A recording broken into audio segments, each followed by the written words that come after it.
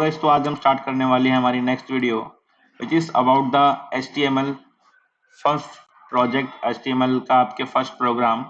तो अभी हम देखेंगे कि अभी आपने HTML के बारे में थोड़ा सा जाना कि what is HTML, what how they evolve.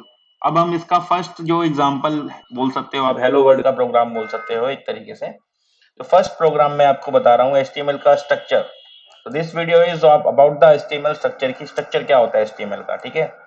तो अभी क्या करते हैं, देखिए मैंने ये स्ट्रक्चर बना रखा है अपने htdocs फोल्डर में, लोकल होस्ट में, और मैंने यहाँ पे इसको रन कर रखा है। अभी हम इसको एक एक करके समझते हैं कि what is this mean. Okay, तो सबसे पहले देखिए आपको यहाँ पे HTML का स्ट्रक्चर होता है, वो एक ट्री स्ट्रक्चर होता है, ठीक है।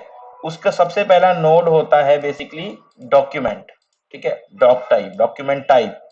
सो फर्स्ट ऑफ ऑल हमारा जो ब्राउजर होता है उसको अंडरस्टैंड कराने के लिए कि what is the type of the document, what is the type of the document is HTML।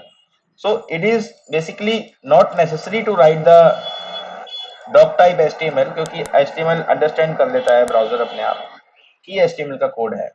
तो अगर हम एक अपना एफिशिएंट कोड लिखना चाहते हैं जो कि कुछ ब्राउजर इसको कंपैटिबल नहीं है, तो उसको कि कुछ ब्राउजर्स ऐसे होते हैं जिनको ये नहीं पता होता है कि जब तक हम उसे डिफाइन नहीं करेंगे कि ये XML का डॉक्यूमेंट है या HTML का, तो उसको उसी तरीके से ट्रीट करेगा। तो इसलिए डॉक्यूमेंट टाइप HTML हम लोग लिखते हैं यहाँ पे, ठीक है। उसके बाद हमारा HTML का टैग स्टार्ट होता है। HTML का देखिए टैग होता है, अब मैंने जितना बताया जितने भी HTML के टैग होते हैं वो स्टार्ट होते हैं एंगल ब्रैकेट से, ठीक है। उसके बाद जो टैग का नेम है उसके बाद वो क्लोज हो जाते हैं, और उसके बाद सेम जो टैग आपने जो ओपन यहाँ पे ओपन किया है सेम आपको वहां पे क्लोज करना पड़ता है।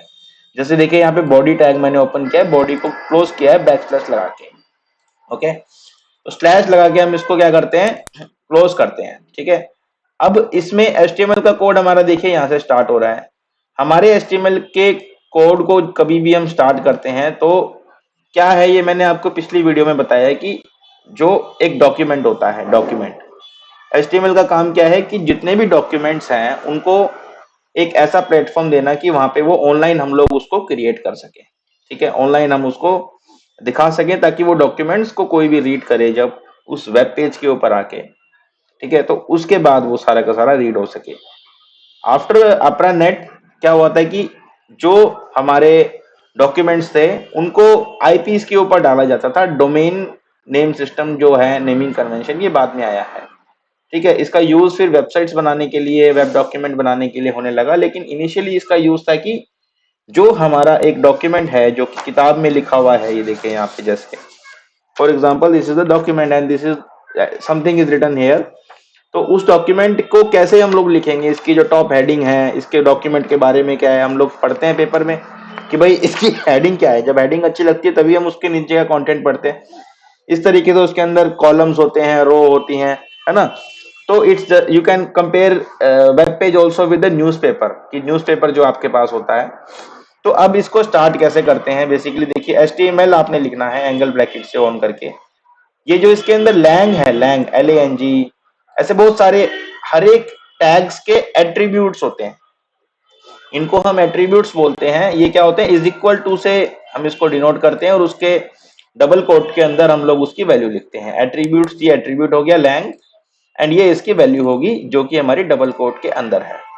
तो हमने HTML टैग जब स्टार्ट किया तो उसको क्लोज करते हैं सबसे पहले, फिर उसके बीच में हमारे दो टैग आते हैं जो कि डॉम स्ट्रक्चर जिसे बोलते हैं, डॉक्यूमेंट स्ट्रक्चर, ठीक है। उसमें क्या आते हैं, हेड टैग आते हैं, हेड टैग आता है, सॉरी, एंड बॉडी टैग आता है। तो हेड टैग के अंदर इसमें जो डॉक्यूमेंट के अंदर हेडिंग्स है, डॉक्यूमेंट के बारे में क्या है, डॉक्यूमेंट के अंदर क्या लिखा हुआ है, वो सारी इंफॉर्मेशन यहाँ पे हम हेड टैग के अंदर डालते हैं। फॉर एग्जांपल सबसे पहली इंफॉर्मेशन है हमारा टाइटल, कि what is the title of the document.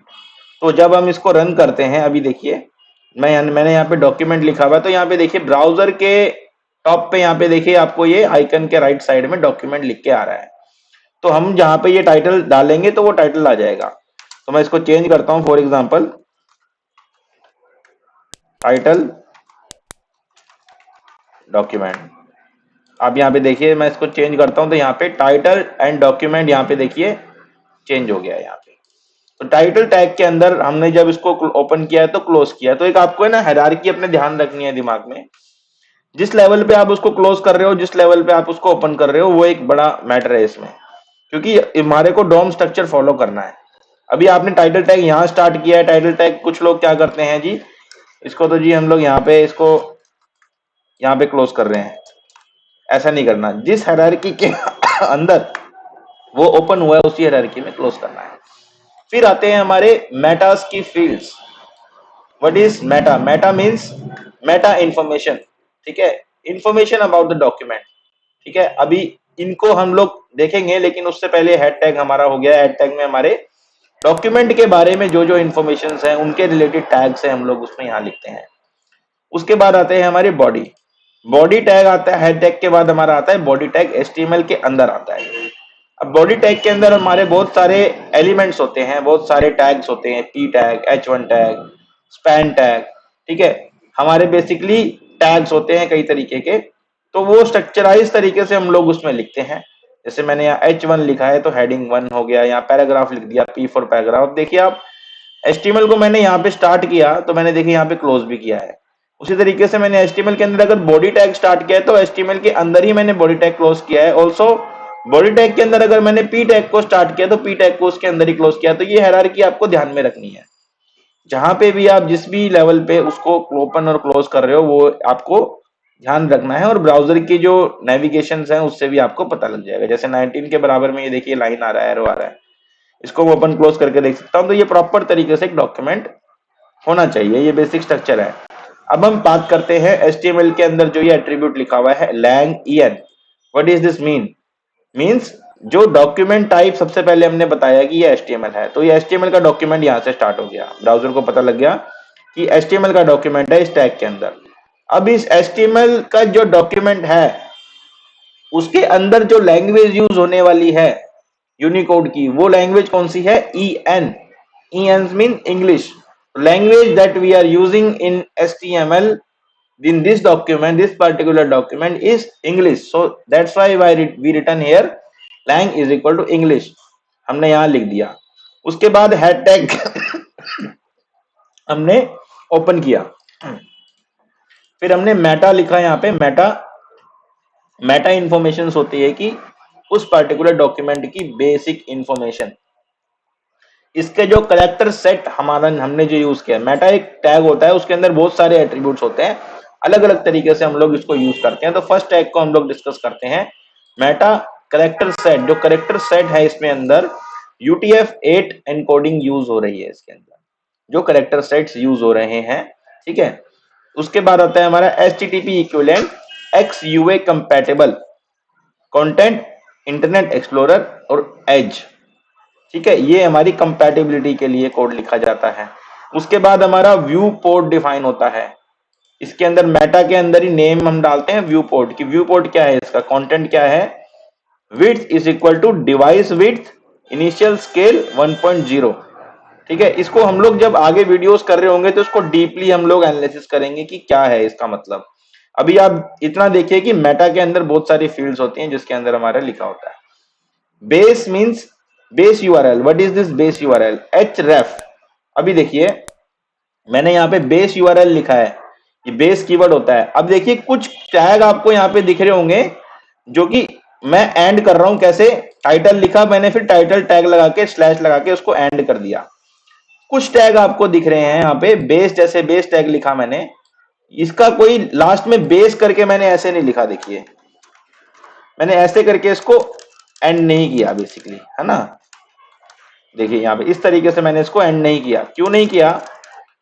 अगर इसके बीच में कंटेंट नहीं है, बेस कीवर्ड के बीच में कोई कंटेंट नहीं है, जैसे टाइटल के बीच में कंटेंट है, टाइटल डॉक्यूमेंट, बेस के बीच में नहीं है, तो हम उसको ऐसे भी क्लोज कर सकते हैं। इसके जो कन्वेंशन है वो भी आगे बताएंगे वीडियो में आपको कि ये कहाँ कहाँ पे यूज करना होता है, कैसे करना होता है और व्हाट इज द टाइप, ठीक है। उसके बाद हम लिंक से क्या करते हैं जी? लिंक से हमारी जो स्टाइल शीट होती है, यानी कि हमने डिफाइन किया है यहाँ पे एट्रीब्यूट रियल, उसके बाद स्टाइल शीट डिफाइन करिए। स्टाइल शीट किस चीज की? हमने डिफॉल्ट CSS, जो हमारी CSS की फाइल यहाँ पे है, यहाँ पे हम जो भी CSS cascading style sheet document लिखेंगे हम यहाँ पे, वो सारी स्टाइल्स इस वाले HTML डॉक्यूमेंट के अंदर अपने आप इनहेरिट हो जाएंगे, अपने आप आ जाएंगे, जो भी हमने यहाँ पे CSS लिखी है। तो हम लोग ऐसे हमारे जो CSS की फाइल इंक्लूड करते हैं और डायरेक्टरी का ध्यान रखते हैं। जैसे मैंने यहाँ पे डिफॉल्ट डायरेक्टरी है तो मैंने यहाँ पे डिफॉल्ट CSS लिख दिया, ये सेम डायरेक्टरी के अंदर है तो यहाँ पे डिफॉल्ट CSS से इंक्लूड कर दिया। नेक्स्ट हम जाते हैं link rel is equal to style sheet alternate. Alternate means अभी यहाँ पे हमने अल्टरनेट, इसका हमने एक एट्रीब्यूट दिया है कि स्टाइल शीट अगर ये वाली लोड ना हो पाए तो ये वाली स्टाइल शीट अल्टरनेट में ये लोड हो जाए, कौन सी, बिग वाली। तो हम इस तरीके से, क्या होता है कि कई बार हमारी डिपेंडेंसी होती है कि हमारी किसी दूसरे ओरिजिन से कोई स्टाइल शीट हो रही होती है इनिशियलाइज, लेकिन वो लोड नहीं हो पाती क्योंकि दूसरा जो ओरिजिन है सर्वर का वो बंद होता है। तो उस केस में क्या होता है, हमारी जो मेन CSS जो है बिग CSS वो हमारी यहाँ पे लोड हो जाती है। डॉक्यूमेंट में कोई इफेक्ट नहीं आता, तो ये हमारा अल्टरनेट हमारा एट्रीब्यूट यूज होता है यहाँ पे। अगला हम यूज करते हैं यहाँ पे स्क्रिप्ट। स्क्रिप्ट मतलब जो हमारी जावा स्क्रिप्ट की जितनी भी स्क्रिप्ट लिखी हुई है इसमें, वो सारी की सारी हमने, जैसे support.js मैंने सेम डायरेक्टरी में यहाँ पे एक फाइल बनाई है और उसको मैंने डॉक्यूमेंट फोल्डर HTML डॉक्यूमेंट में इंक्लूड कर दिया।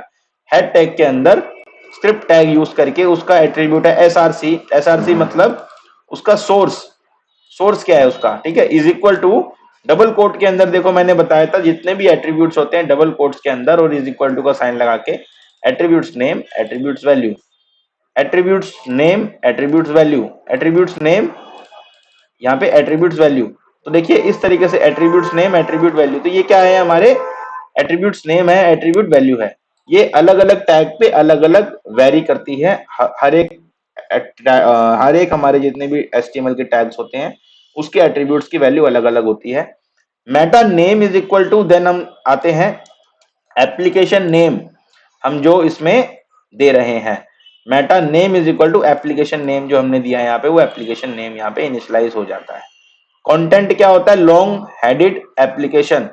हमने यहाँ पे एक ऐसी हमने कंटेंट लिख दिया, यहाँ पे हम कुछ भी लिख सकते हैं, डिस्क्रिप्शन अबाउट द एप्लीकेशन। तो हमने ये एप्लीकेशन जो हमारी इस डॉक्यूमेंट के अंदर रन हो रही है, हमने मेटा इन्फॉर्मेशन दी है तो यहाँ पे लोड हो गई। यहाँ पे हम देखिए टाइटल देखा आपने, यहाँ पे टाइटल जो ब्राउजर में आता है। उसके बाद बॉडी टैग के अंदर हमने यहाँ पे पैराग्राफ लिखा है, something goes hair, okay, heading 1 लिख दी मैंने यहाँ पे देखिए क्लोज कर रहा हूँ, ये हमारा एट्रीब्यूट स्टार्ट है, सॉरी एलिमेंट स्टार्ट है, यहाँ पे एलिमेंट क्लोज है with the backslash. Same tag है, right angle bracket, left angle bracket, then उसमें बस ये स्लैश का डिफरेंस है, यहाँ से एंड और क्लोज होता है। इस तरीके से हमारा ये जो बेसिक स्ट्रक्चर होता है वो HTML का होता है। और यहाँ पे जितने भी हम यहाँ पे कोडिंग करते हैं HTML के अंदर, उसमें हमें एक चीज ध्यान रखनी चाहिए कि हमें कमेंटिंग अच्छे से करनी है। तो कमेंट्स कैसे करते हैं HTML में, left angle bracket, exclamation, double iPhone, उसके बाद double iPhone, right angle bracket. इस तरीके से हम लोग इसको HTML के जो कमेंट्स होते हैं इसको कर सकते हैं, ठीक है। हम लोग यहाँ पे डेफिनेशन देनी चाहिए कि heading start here, heading header start end here, body start here, body end here. तो इस तरीके से हम अपने डॉक्यूमेंट को ऑर्गेनाइज कर सकते हैं, ठीक है। तो अभी ये आपका बेसिक स्ट्रक्चर की वीडियो है, आपको आई होप समझ में आया होगा। कोई क्वेश्चन है तो आप नीचे कमेंट सेक्शन में हमसे पूछ सकते हैं, हमारे पेज को फॉलो कर सकते हैं और हमारे को जो भी आपको डाउट हो इससे रिलेटेड आप वीडियोस को पहले देखिए, मैं प्रेफर करूंगा आगे अगली वीडियोस देखिए, आपके जितने भी डाउट्स हैं वो सारे के सारे ऑटोमेटिकली क्लियर हो जाएंगे। So thank you so much, मिलते हैं नेक्स्ट वीडियो में।